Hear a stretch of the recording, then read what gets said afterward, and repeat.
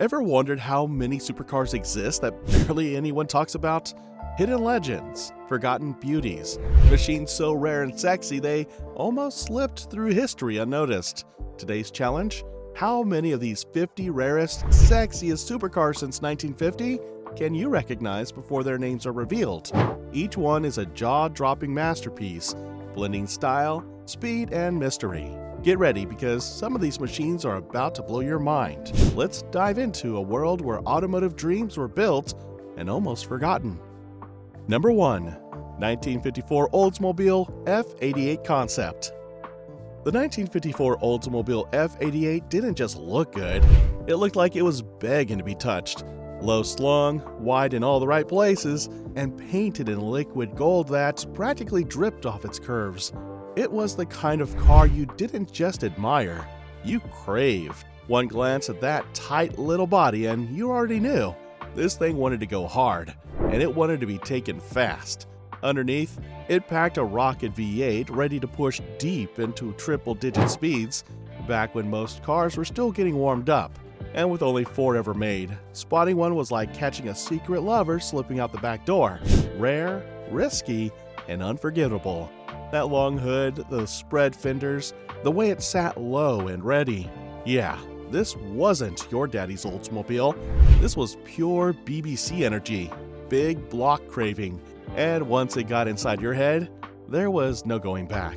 It hit harder, it pulled deeper, and it left a mark you didn't want to wash off. Number 2. 1955 Mercedes-Benz 300 SL Gullwing. If the F88 showed America's sports car dreams, the 300 SL Gullwing showed the world how serious things were getting. Built with a lightweight tubular frame and powered by a fuel-injected straight six, a first for a production car, the Gullwing wasn't just fast, it was a full-blown sensation. Its doors swung upward like a fighter jet, not because it looked cool, even though it did, but because the frame was so low on the sides that normal doors wouldn't fit. Originally built for racing, the Gullwing turned into one of the most jaw-dropping road cars money could buy in the 1950s. It wasn't cheap. Back then, it cost more than most houses. But if you rolled up in a 300 SL, you didn't just arrive, you made history. And next, another hidden beauty that had the curves and the charisma, but stayed out of the spotlight for way too long. Number 3. 1956 BMW 507. The 1956 BMW 507 wasn't just a car, it was pure heartbreak wrapped in sheet metal. Designed to steal American hearts and wallets, the 507 had a long, low body with curves in all the right places. It was so good looking that Elvis Presley bought one, and honestly, who could blame him? Under the hood, it packed a 3.2-liter V8, good for about 150 horsepower, which sounds cute today but was spicy back then. The 507 was supposed to be BMW's golden ticket into the American market, but there was just one tiny problem. It cost about twice as much as planned. Sales tanked and BMW almost went bankrupt, all because they accidentally built a car so sexy, nobody could afford it. Today though, if you find one, good luck. You're more likely to find Elvis himself working at a diner. Number 4. 1953 Cadillac Le Mans Concept. The 1953 Cadillac Le Mans Concept was America flexing hard, like a muscle man oiling up before stepping on stage. Sleek, low, and ridiculously flashy for its time, this beauty was built to show off Cadillac's racing ambitions, even though it never actually happened.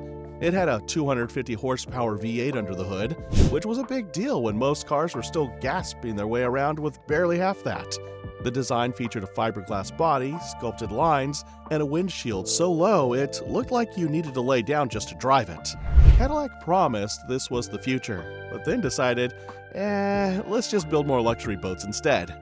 Only 4 were ever made, and sadly, 2 were destroyed in accidents, proving once again that letting amateurs near a concept car is like handing a toddler a priceless vase. Today, the survivors are locked away tighter than Grandma's secret cookie recipe. Number 5. 1957 Dualgia Convertible. If cars had dating profiles, the 1957 Dualgia would have been the smooth-talking heartbreaker that stole your girl and drove off into the sunset. Hand-built in tiny numbers, The Dualgia was a wild mashup. American V8 muscle underneath, Italian hand-formed curves on top. It had a Dodge 315 cubic inch V8 pumping out around 230 horsepower. But honestly, nobody cared about the numbers. This car was pure red carpet fantasy. Frank Sinatra, Dean Martin, even Ronald Reagan had one. Back when being a Hollywood legend meant you needed a car that looked like it could order a martini by itself. Only about 117 were ever built, which means spotting one today is rarer than finding a polite argument on the internet. One look and it's pretty obvious. This wasn't just a car. It was the ultimate swagger machine. Number 6. 1959 Ferrari 250 GT, California Spider SWB. If you ever needed proof that money really can buy happiness, the 1959 Ferrari 250 GT California Spider was it.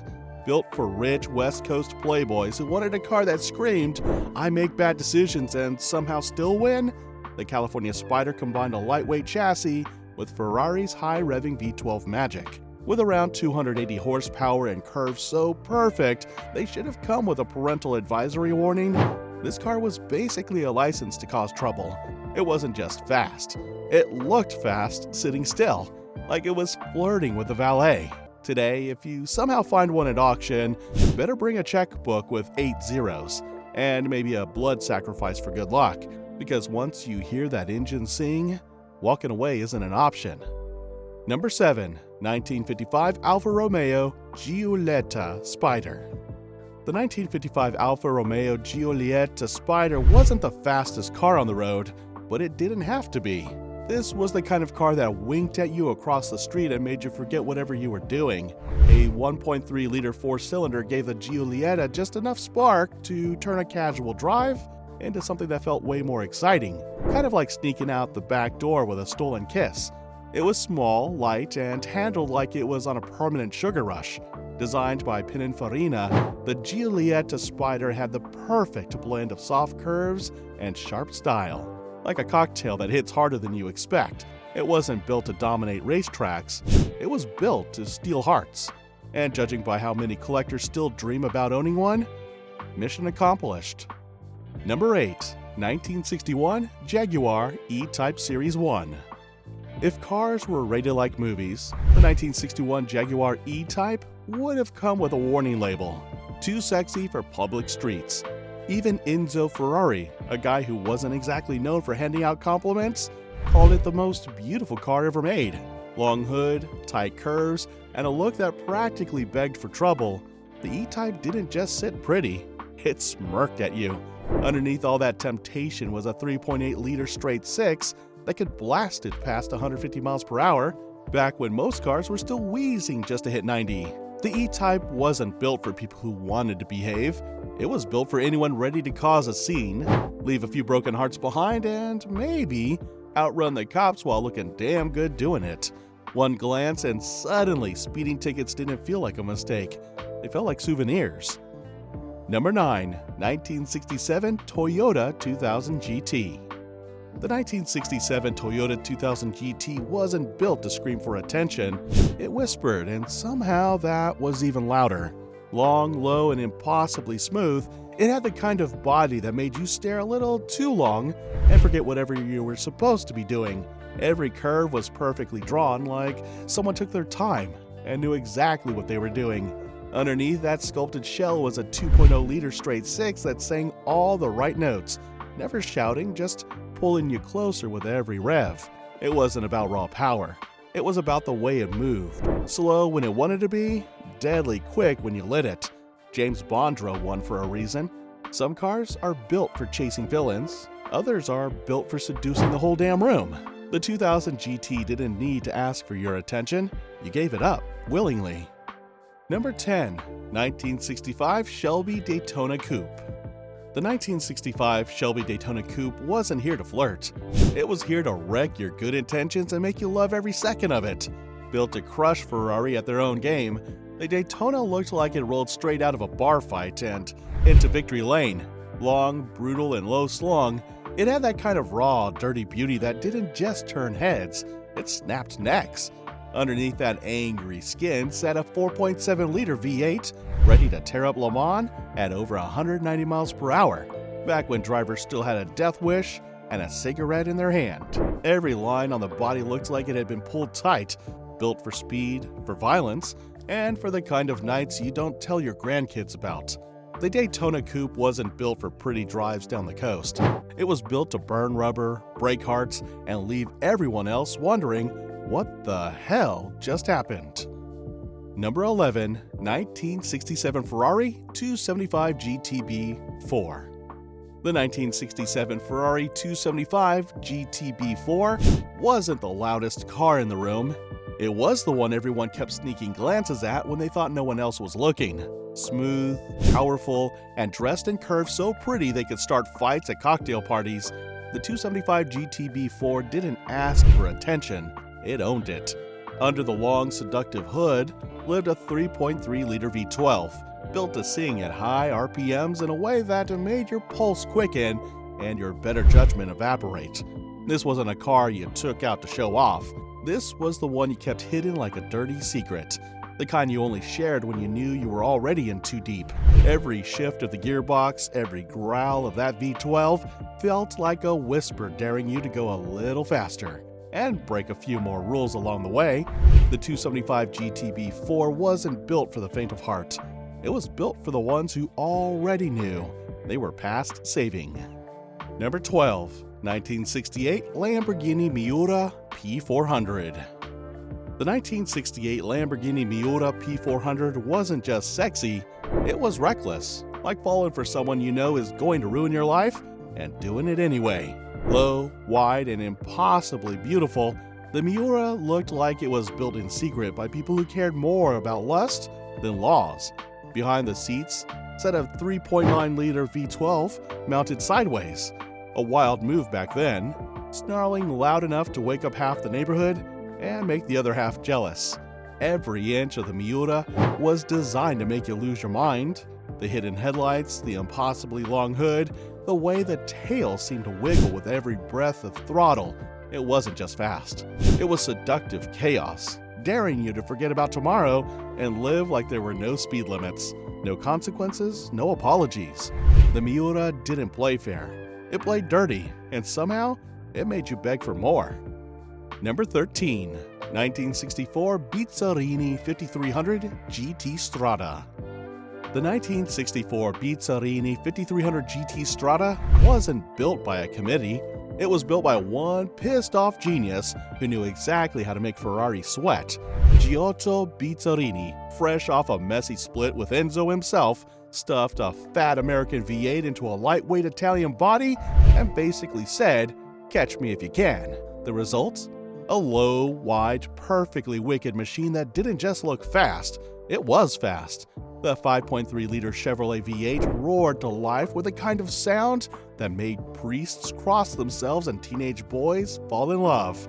Its long nose, tight curves, and barely contained rage made every drive feel like you were running from something or towards something way more dangerous. This wasn't just a supercar. It was a revenge story you could hear, feel, and smell. And once you got behind the wheel, there was no turning back. Number 14, 1965 Eso Grifo A3L. The 1965 Eso Grifo A3L was the kind of car that didn't scream for attention. It let the valet crash into a wall trying to park it. Sharp Italian lines wrapped around a thumping American V8. It was the best kind of bad idea. Beauty and brutality shoved into the same suit. The Grifo's 5.4-liter Chevy small block wasn't just about numbers. It was about laying down enough torque to peel the smile right off your face. It looked expensive because it was expensive, but underneath all that elegance, this thing had the manners of a street fighter who just happened to know how to order a fine whiskey. Slide behind the wheel and suddenly, everything around you felt a little slower, a little less important, because you were now the main event, and the rest of the world was just background noise. The Eso Grifo wasn't built for quiet drives. It was built for dangerous nights and even worse decisions. Number 15, 1966 Maserati Gibli. The 1966 Maserati Gibli wasn't loud about it. It just looked at you once and ruined every other car in the room. It was long, low, and shaped like something that wasn't meant to be driven. It was meant to be touched. Under that stretched out hood, a 4.7-liter V8 waited, the kind of engine that didn't roar for attention. It purred just loud enough to pull you in closer. Every panel, every line felt like it had been drawn at midnight with a glass of whiskey and a head full of bad ideas. Driving one didn't feel like transportation. It felt like getting away with something you shouldn't even be thinking about. And once you heard that deep, throaty growl from the exhaust, there was no going back. The Gibli wasn't built for everyone, just the ones who knew how dangerous good things could be. Number 16. 1963 Corvette Stingray Split Window Coupe. The 1963 Corvette Stingray didn't ask permission, it just showed up, kicked sand in everyone's face, and looked damn good doing it. That split rear window wasn't about practicality, it was about making sure nobody ever forgot what just passed them. Sharp as a switchblade and just as dangerous, the Stingray packed a small block V8 under that pointed nose, ready to punch a hole through the air at a moment's notice. This wasn't some polite Sunday cruiser. This was the car you picked when you wanted to start fights at stoplights and steal hearts without even opening the door. Every curve, every crease, every inch of fiberglass was designed to say one thing: catch me if you can. And most didn't even bother trying. They were too busy staring. Number 17. 1962 Aston Martin DB4 GT Zagato. The 1962 Aston Martin DB4 GT Zagato didn't scream for attention. It just slipped through the crowd, stole your breath, and disappeared before you even knew what hit you. With a hand-shaped aluminum body by Zagato and a twin-cam straight six growling underneath, it wasn't built to flash. It was built to kill, quietly. Everything about it was tight, lean, and perfect, like a custom-tailored suit that hid just how dangerous the man wearing it really was.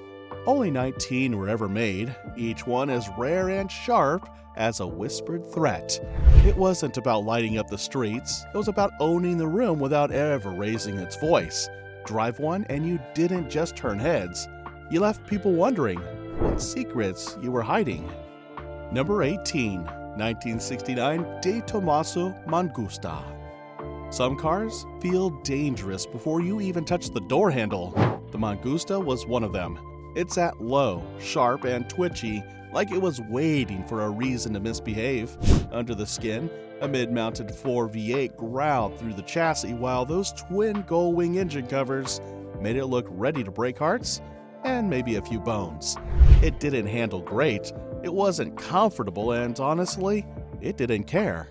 The Mangusta existed for people who understood that the best things in life come with warning labels. Fast, reckless, and beautiful in a way that made you nervous, it wasn't just a car. It was a bad decision you'd make over and over again, smiling the whole way down. Number 19. 1967 Maserati Mistral Spider. Some cars don't just invite you in, they tempt you to disappear with them for a weekend you'll never talk about again. The Maserati Mistral Spider had that look, low-slung, sun-kissed, and ready to make you forget your good sense. A silky straight six borrowed from Maserati's racing roots sat under the long hood, giving just enough growl to make you wonder what else it could get away with. The curves were soft but sharp enough to leave a mark if you got too close, and the convertible top begged for nights that started with champagne and ended somewhere you weren't supposed to be. It wasn't about top speed or lap times, it was about how fast it could get under your skin. The Mistral Spider wasn't trying to be your forever car, it was built to be the one you never got over. Number 20. 1968 Alfa Romeo 33 Stradale. There are cars you admire from a distance, and then there are cars like the Alfa Romeo 33 Stradale, the ones that pull you in and refuse to let go. It wasn't just beautiful, it was dangerous, hypnotic, the kind of beauty that short-circuits your brain and leaves you running on pure instinct. Hand-shaped curves wrapped around a screaming mid-mounted V8, weighing barely more than a bad decision and quicker than most drivers dared to find out. Everything about it was tight, explosive, and just a little bit reckless, like slipping between silk sheets knowing you're never walking out the same. Only 18 were ever built, each one looking like it had been carved straight out of a fever dream. The 33 Stradale wasn't built for the showroom floor. It was built for the moments you know you'll regret and chase anyway. Number 21. 1970 Lamborghini Espada. Some cars show up dressed for a gala. The Lamborghini Espada showed up late, half drunk, and still managed to steal the show. It was long, low, and wide enough to look like a rolling dare, the kind you know you should say no to but never will. Powered by a 3.9-liter V12, it didn't whisper or purr, it growled, deep and rough, like it had a list of sins and no plans to apologize for any of them. Inside, there was just enough leather and chrome to make you forget how bad your decisions were about to get. It wasn't a car for quiet dinners and polite goodbyes. It was built for long nights, fast exits, and stories that sounded a little different every time you told them. The Espada didn't pretend to be classy. It was just too damn good looking for anyone to care. Number 22. 1971 Ferrari 365 GTB4 Daytona. Put a Ferrari 365 GTB4 Daytona in front of anyone, and for a few seconds, the world just stops spinning. There's something about the way it stretches out. Long, low, and perfectly aggressive, like it knows exactly how much trouble it can cause. No flashy wings, no gimmicks, just raw beauty stretched over a 4.4-liter V12 that could push it past 170 miles per hour when most cars were still gasping for air. The Daytona didn't flirt. It locked eyes and dared you to keep up. It had the elegance of a grand tourer and the heart of a street fighter. Wrapped so tightly together it felt almost illegal. Driving one wasn't about making an entrance. It was about leaving a trail of broken hearts and smoking tires wherever you decided to disappear. Number 23. 1971 Maserati Borra. From a distance, the Maserati Borra looked polished, almost polite, like it belonged parked outside some five-star hotel. Get closer though, and the whole mood changed. Mid-mounted V8 breathing down your neck, hidden headlights, and a body so low and sleek, it felt like it could slide under your skin. This wasn't a car for casual drivers. It was a machine built for sudden bursts of violence, wrapped in a body too good-looking to ever be called out for it. It ran quiet when it wanted to, loud when it had to, and dangerously fast whenever you were dumb enough to press a little harder. The Borra was all about keeping secrets, right up until it decided to stop. Number 24. 1972 Lancia Stratus HF. Nothing about the Lancia Stratus was gentle. It was short, mean, and built like a punch to the ribs. Wedge-shaped body, mid-mounted Ferrari V6, and a wheelbase so tiny it practically begged to get sideways. It didn't glide around corners, it attacked them, spitting gravel and kicking up dust like it had a score to settle. Inside, it was cramped, noisy, and hotter than a bad decision in July. Exactly how it should be. The Stratus wasn't built to impress anyone. It was built to win, wreck, and look damn good doing it. Number 25. 1971 Eso GTO Series 2. We're hitting the halfway mark and somehow the cars are only getting hotter. Take the Eso GTO Series 2, a machine that didn't just blur the line between beauty and danger, it erased it completely. Long, wide, and dripping with quiet menace, it packed American V8 muscle under a sharply tailored Italian body. This wasn't a car for showing off in broad daylight. It was a car you took out at midnight when the streets were empty and the rules didn't matter. The Series 2 looked calm, almost elegant, but every growl from under the hood made it clear. This thing was ready to tear a hole through the night if you even thought about waking it up. Number 26. 1973 BMW 3.0 CSL Batmobile. Some cars didn't just break the rules, they stripped them down, teased them, and left them begging for more. The BMW 3.0 CSL Batmobile didn't roll up quietly. It burst onto the scene wearing wide fenders, wild wings, and the kind of curves that made grown men forget how to breathe. It wasn't just built for speed. It was built to make you sweat, to make you want things you couldn't say out loud. That straight six engine didn't roar, it moaned, low and deep, promising a night you probably weren't ready for. Lightweight, brutally quick, and barely legal in more ways than one, the Batmobile didn't care if you could handle it. It just needed you to try, and it knew exactly how hard you'd fall trying to keep up. Number 27, 1970 Monteverde High 450 SS. There are cars that you drive, and then there are cars that grab you by the collar, slam you against the wall, and leave marks you'll never explain. The Monteverde High 450 SS was pure, unfiltered temptation, low, wide, and dripping with the kind of heat you usually only find behind locked doors.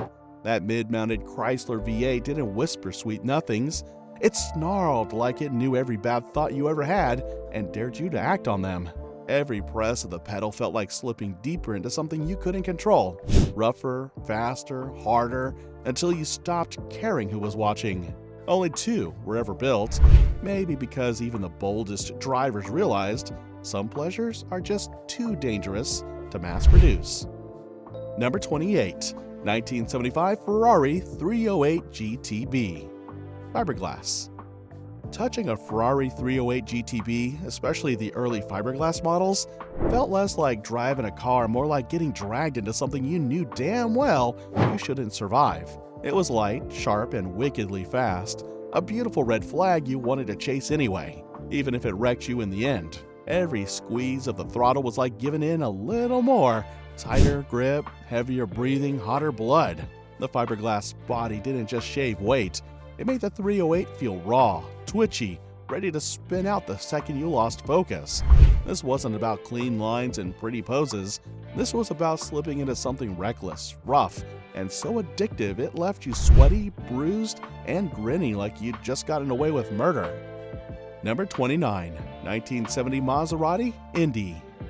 The Maserati Indie didn't bother playing hard to get. It stretched itself out low and wide, flashing just enough curves to make your palms sweat before you even got close. Underneath all that Italian skin lived a 4.2-liter V8, tuned not just to move, but to seduce. It didn't hit you like a slap. It slid in slow, wrapping around you with that soft leather interior, the kind that smelled like cigars, cologne, and bad decisions you weren't ready to confess. Sure, it had the numbers, 260 horsepower, a top speed over 150 miles per hour, but numbers didn't matter when you were too busy running your hand along the long, hot body line, knowing full well this wasn't just a drive, it was a full-blown affair. The Indie wasn't built for track days or polite coffee runs. It was built for quiet escapes, wild nights, and the kind of memories you wake up smiling about, if you're lucky enough to wake up at all. Number 30. 1979 Aston Martin V8 Vantage. While cars like the Maserati Indie leaned into elegance and seduction, the Aston Martin V8 Vantage showed up with a different kind of power: raw, British muscle dressed in a sharp, tailored suit. Nicknamed Britain's first supercar, it packed a 5.3-liter V8 that roared out over 390 horsepower. A serious leap compared to the Indie's 260 horses, or even the Ferrari 308 GTB's lighter, racier touch. It wasn't just about looks either. The V8 Vantage could sprint from 0 to 60 miles per hour in under 5.4 seconds, numbers that put it toe-to-toe with the wildest Italian exotics of the day. Visually, it stayed more restrained, aggressive, yes, but without the showy curves of a Lancia Stratos or the feverish lines of a Miura. This was a car that didn't need drama.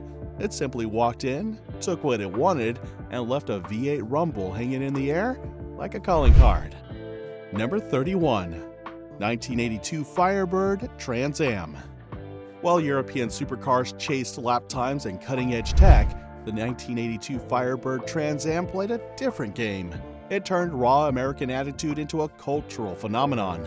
Under the long, low hood sat a 5.0-liter V8. It wasn't the fastest engine compared to the turbocharged precision of something like the Ferrari 288 GTO, but the Trans Am offered something those exotics couldn't touch: pure street presence. The aerodynamic front end, pop-up headlights, and ground-hugging stance made it instantly recognizable, helped even further by its starring role as Kit in Knight Rider, where it became an icon beyond car circles. Performance numbers weren't record-breaking, but the Trans Am delivered a different kind of thrill. Affordable rebellion, head-turning looks, and a soundtrack that felt right at home, rumbling through American highways. It wasn't about beating the stopwatch. It was about showing up, looking good, and making sure no one forgot you were there. Number 32. 1981 Chevrolet Corvette C3. By 1981, the Corvette C3 was more than just a sports car.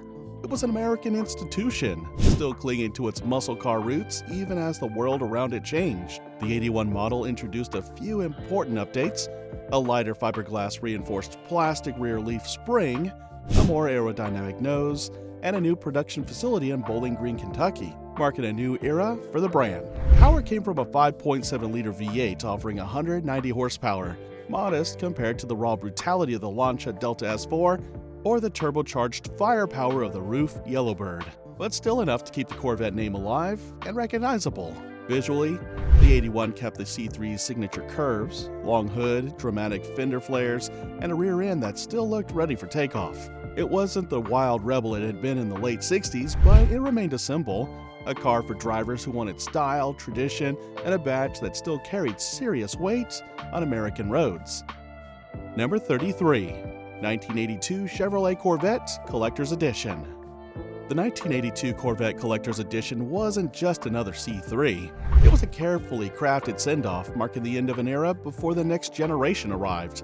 While the regular 1982 Corvette carried over many of the 81 updates, the Collector's Edition added exclusivity, special silver beige paint, bronze-tinted glass, unique turbine-style wheels, and a rear-opening hatchback window, the first ever offered on a Corvette. It was powered by the same 5.7-liter Crossfire injection V8, making 200 horsepower, only a slight bump from 1981's output, but paired with improved throttle response thanks to the new electronic fuel injection system. Compared to earlier C3s that leaned on pure attitude, the Collector's Edition aimed for something more refined, offering real comfort, collectible value, and a visual departure from the raw muscle of its late 60s ancestors. Only around 6,759 units were produced, and each came with a hefty price premium, making it clear that this Corvette wasn't about raw speed anymore. It was about legacy, nostalgia, and owning a final piece of a shape that had defined American sports cars for nearly 15 years. Number 34. 1984 Ferrari 288 GTO. When Ferrari decided to revive the legendary GTO badge in the 1980s, they weren't aiming for nostalgia, they were aiming for dominance. The 288 GTO carried a twin turbocharged 2.9-liter V8 under its skin, producing 400 horsepower. Serious firepower that left even heavyweights like the Aston Martin V8 Vantage trailing behind. Weighing in around 2,500 pounds thanks to Kevlar and fiberglass bodywork, it was lighter, faster, and more brutally focused than most road cars dared to be. Built originally to homologate Ferrari for Group B racing, the 288 GTO never made it to the track, but it didn't matter. With a 0 to 60 mph time of around 4.9 seconds and a top speed closing in on 190 miles per hour, it redefined what a Ferrari could do on the street. Where cars like the Corvette Collector's Edition leaned into nostalgia, the 288 GTO was pure forward motion, sharp, aggressive, and utterly unwilling to slow down for anyone. Number 35. 1985 Lancia Delta S4 Stradale. Compared to the polished elegance of the Ferrari 288 GTO, the Lancia Delta S4 Stradale was raw, violent engineering barely disguised as a road car. Beneath its angular hatchback shape sat a 1.8-liter inline-4, but don't let the size fool you. With both a supercharger and a turbocharger working together, it pumped out around 250 horsepower for the street version, with race models pushing over 500 horsepower. Where the GTO was sleek and refined, the S4 was brutal and twitchy, built strictly for grip, boost, and survival. The all-wheel drive system gave it a savage kind of traction that made rear-drive exotics feel delicate by comparison, especially in bad weather. The S4 Stradale wasn't about beauty or comfort. It was a thinly veiled race car pretending, badly, to be civilized. It didn't seduce, it attacked, and if you couldn't keep up, it didn't wait. Number 36. 1989 Aston Martin Virage. Where the earlier V8 Vantage was brutal and raw, the Aston Martin Virage aimed for a different kind of presence. Refined, heavy, and quietly imposing. Powered by a 5.3-liter V8 producing around 330 horsepower, the Virage wasn't chasing lap times or headline-grabbing acceleration. It was built to cross continents in effortless speed and luxury, delivering a driving experience closer to a Grand Tour than a street fight. Compared to the more agile Ferrari 288 GTO or the violent Lancia Delta S4, the Virage was slower to anger but relentless once it gathered momentum. Styling leaned cleaner and more understated, replacing the sharp aggression of older Astons with smoother, almost reserved bodywork. It wasn't about making a scene. It was about moving with confidence, knowing real power doesn't need to announce itself at every corner. Number 37. 1987 Roof Ctr Yellowbird. In an era obsessed with bigger spoilers and louder designs, the Roof Ctr Yellowbird proved that true danger doesn't need to dress up. Based loosely on the Porsche 911 Carrera 3.2 but heavily re-engineered, the Yellowbird featured a twin-turbocharged 3.4-liter flat-six, pumping out a staggering 469 horsepower, well beyond the Ferrari 288 GTO's 400 horses and at half the drama. Weighing just over 2,500 pounds, it was brutally light, brutally fast, and brutally honest. No driving aids, no safety nets, just raw skill versus raw power. With a verified top speed of 211 miles per hour, the Yellowbird became the fastest production car in the world, outpacing even the Ferrari F40 when it finally arrived. Where the Aston Martin Virage was built for composed high-speed cruising, the Yellowbird was built to terrify. A precision tool meant for drivers who didn't just want to win, but wanted to leave everyone else wondering what just happened. Number 38. 1986 Lamborghini LM002. Built more like a military assault vehicle than a luxury SUV, the 1986 Lamborghini LM002 was pure excess on wheels. Powered by a 5.2-liter V12 lifted straight from the Lamborghini Countach, it produced around 450 horsepower and 368 foot-pounds of torque, enough to push the massive 6,000-pound beast from 0 to 60 in about 7.7 seconds. Top speed hovered near 118 miles per hour, an astonishing figure for a vehicle with the aerodynamic grace of a brick wall. It rode on massive, specially designed Pirelli Scorpion tires, capable of running deflated for off-road combat and desert racing. Production remained extremely limited, with only around 328 units built between 1986 and 1993, making it one of the rarest and most outrageous Lamborghinis ever made. Nicknamed the Rambo Lambo, the LM002 remains a symbol of what happens when Lamborghini decides to break every rule and enjoys every second of it. Number 39. 1982 Lamborghini Countach LP500S. The 1982 Lamborghini Countach LP500S marked a major evolution for one of the most iconic supercars ever built. Under its wedge-shaped body, it packed a larger 4.8-liter naturally aspirated V12, producing around 375 horsepower and 302 foot-pounds of torque. Top speed was rated at approximately 182 miles per hour, with 0 to 60 acceleration coming in just under 5.6 seconds. The LP500S also introduced a more refined 5-speed manual transmission and slightly updated suspension to better handle the car's increasing power. Despite its aggressive appearance, production numbers stayed low, with only around 323 units being built between 1982 and 1985. The wide-body design, scissor doors, and brutally low stance remained untouched, preserving the dramatic silhouette that made the Countach an instant legend. Number 40. 1984 Audi Sport Quattro. Only 10 left, and this one comes in hard, short, and mean. The 1984 Audi Sport Quattro was built like a compact weapon, a stubby wheelbase, bulging fenders, and the kind of turbocharged punch that hit like a closed fist. Under the hood, a 2.1-liter inline-5 with a big Triple K turbo, pushing out 302 horsepower and 258 foot-pounds of torque. It didn't whisper. It hissed, spat, and pulled like it had something to prove in every gear. 0 to 60 miles per hour came in just over 4.8 seconds, and it topped out at 155 miles per hour. But what really mattered was how it made you feel. Twitchy, sweaty, and a little reckless. Only 214 were ever made, just enough to qualify for Group B. It was short, angry, and always ready to misbehave. Kinda like the best nights you don't tell anyone about. Number 41. 1991 Jaguar XJR15. The Jaguar XJR15 didn't just turn heads, it left jaws open and pulses racing. Built almost entirely from carbon fiber, it was lean, loud, and unapologetically wild. At its core sat a 6.0-liter naturally aspirated V12, throwing down 450 horsepower and a soundtrack that could make your knees weak. 0 to 60 miles per hour came in under 4 seconds, and the top speed flirted with 190. But stats only told part of the story. The XJR15 felt dangerous in the best possible way. Low-slung, brutal, and hot enough to fog the glass just sitting still. Only 53 were made, and every one of them was a one-way ticket to the kind of night you don't talk about in the morning.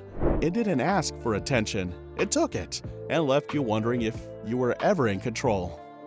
Number 42. 1992 Ferrari 512 TR. If the original Testarossa was Miami Vice with its shirt halfway open, the 512 TR was what happened when the lights went low and things got serious. It kept the mid-mounted 4.9-liter flat 12 engine, now tuned to 428 horsepower, pushing 0 to 60 in about 4.8 seconds. Faster, tighter, and far less forgiving than before. The redesigned intake, updated gearbox, and lower center of gravity made it feel sharper and meaner. More predator than poser. It still had that signature rear width, those wide side strakes, and the kind of profile that made movie stars and millionaires lean in for a closer look. This wasn't about being flashy anymore, this was about control. The kind of control that turns into obsession the moment you hit second gear. The 512 TR didn't just evolve, it matured. It got a whole lot more dangerous in the process. Number 43.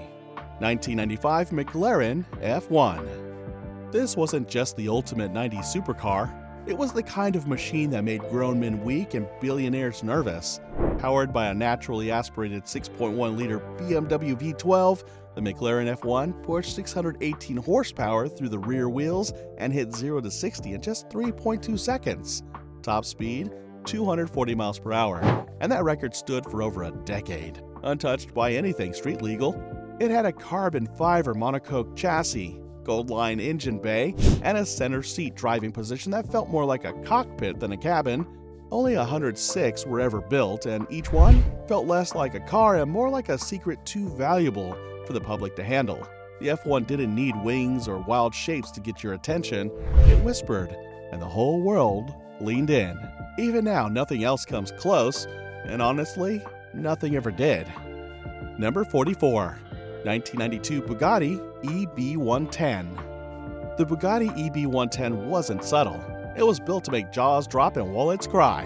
A 3.5-liter quad turbocharged V12 shoved out 553 horsepower in the GT and up to 603 in the SS, sending all four wheels clawing towards 60 miles per hour in just 3.2 seconds. Top speed, 213 miles per hour. Brutal, even by today's standards. Carbon fiber monocoque, scissor doors, active aero, and a cockpit that felt like it belonged in a billionaire's panic room. It wasn't just fast, it was intimidating. Like stepping into something you knew you couldn't afford to wreck, but couldn't resist pushing harder anyway. Only 139 were ever built, making it one of the rarest expressions of 90s excess. Bold, beautiful, and just dangerous enough to keep locked behind glass or handcuffs. The EB10 didn't ask questions, it just showed up, ready to ruin whatever came before it. Number 45. 1991 BMW 850 CSI. The BMW 850 CSI was never loud, but it never had to be. Under the long hood sat a 5.6-liter naturally aspirated V12 pushing out 375 horsepower and 406 foot-pounds of torque, made it to a 6-speed manual, rare then, unheard of now. 0 to 60 miles per hour came in around 5.6 seconds, and it topped out at a governed 155 miles per hour. With Autobahn-ready composure to match, It wasn't a track weapon. It was a grand touring machine built to devour distance with grace and authority. Rear-wheel drive, four-wheel steering, and a suspension tuned by BMW's M division made sure it never felt soft, just smooth, confident, and always in control. Only 1,510 were ever produced, making it one of the rarest factory V12 M-tuned BMWs to ever wear a badge. It was quiet luxury with a wild streak, and those who knew, knew. Number 46. 1994 Venturi 400 GT. The 850 CSI didn't need a shout. It just rolled in, long, low, and ready to make your knees weak. A 5.6-liter V12 sat under the hood, pushing 375 horsepower through a 6-speed manual. Rear-wheel drive, four-wheel steering, and the kind of torque that made your chest tighten. This was true BBC energy. Big Bavarian coupe. And you know what they say, once you go BBC, you never forget, and you never go back. It hit 0 to 60 in 5.6 seconds and topped out at 155 miles per hour. But this wasn't just about numbers, it was about how it made you feel at full throttle at 6th gear. Only 1,510 were ever made. Smooth on the outside, wild under the surface. The kind of car that knew exactly what it was doing. Number 47. 1992 Alfa Romeo SZZ. The low-tech C1000 wasn't designed for comfort. It was made to scare you a little, then leave you begging for more. Built for one mystery billionaire, this one-off monster packed a 5.6-liter twin-turbo V8, pushing out a claimed 1,000 horsepower. Top speed, a ridiculous 268 miles per hour. Made almost entirely from carbon fiber, the C1000 weighed just 2,380 pounds, giving it one of the nastiest power-to-weight ratios ever put on the road. This was full-blown TTS energy, twin-turbo savage. The kind of machine that didn't ask if you were ready. It just grabbed both sides of the wheel and launched. There was only one ever made, and honestly, that's probably for the best. Most people couldn't handle it twice. Number 48. 1997 Panoz Esperante GTR1. The Panoz Esperante GTR1 brought American V8 muscle into the world of European endurance racing and made sure no one missed it. It was powered by a front mid-mounted 6.0-liter Ford V8 pushing over 600 horsepower to the rear wheels through a 6-speed manual gearbox. 0 to 60 came in just under 3.7 seconds, and top speed hovered around 200 miles per hour.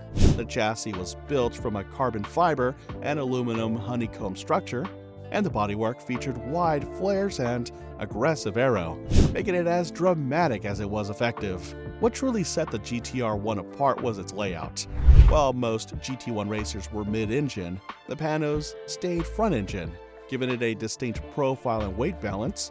It competed at Le Mans and in FIA GT racing, holding its own against European giants. Only a handful of road-going homologation versions were built, making the Esperante GTR1 one of the rarest and boldest American supercars of the 1990s. Number 49. 2003 Ferrari Enzo. Named after the founder of the company, the Ferrari Enzo was built as a flagship tribute to everything the brand stood for: speed, technology, and presence. Powered by a 6.0-liter naturally aspirated V12, producing 651 horsepower and 485 foot-pounds of torque, the Enzo could accelerate from 0 to 60 in just 3.1 seconds and reach a top speed of 217 miles per hour. The engine was paired with an F1-style 6-speed automated manual transmission, delivering lightning-fast shifts and track-ready performance.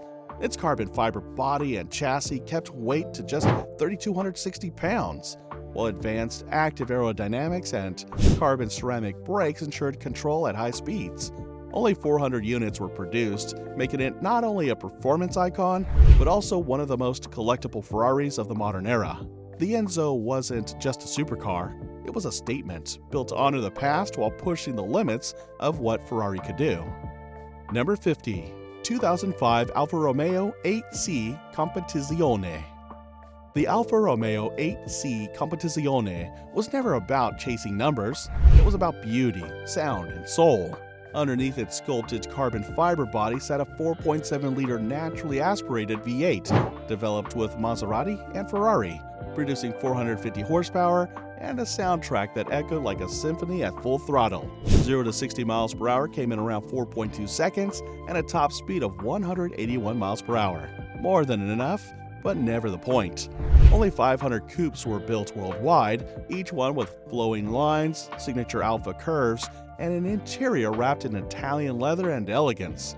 It wasn't the fastest or the most aggressive, but it didn't need to be. The 8C Competizione was designed to be admired, remembered, and heard long after it passed by. A modern classic from the moment it left the factory, and a perfect way to end this list.